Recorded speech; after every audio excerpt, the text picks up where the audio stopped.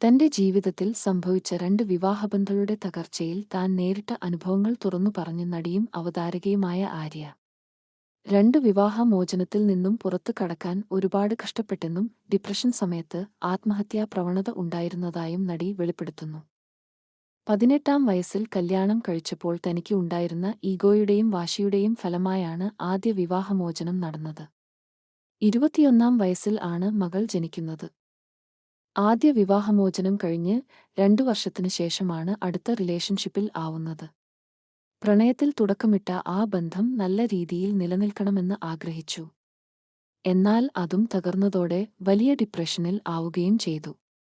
Depression സമയത്ത് ആത്മഹത്യയ്ക്ക് ശ്രമിക്കുകയും ഉറക്ക ഗുളിക വരെ കഴിക്കേണ്ട അവസ്ഥയിൽ എത്തുകയും ചെയ്തിട്ടുണ്ട്.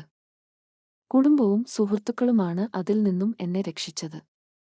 ഇതിനു പുറമെ സോഷ്യൽ മീഡിയയിൽ നിന്നുള്ള കുറ്റപ്പെടുത്തലുകളും നേരിടേണ്ടി വന്നിട്ടുണ്ടെന്നും ഞാൻ ബോൾഡ് ആണെന്ന് പറയുമെങ്കിലും ഭയങ്കര ഇമോഷണൽ ആണെന്നുള്ളതാണ് വാസ്തവം എന്നും ആര്യ വെളിപ്പെടുത്തുന്നു.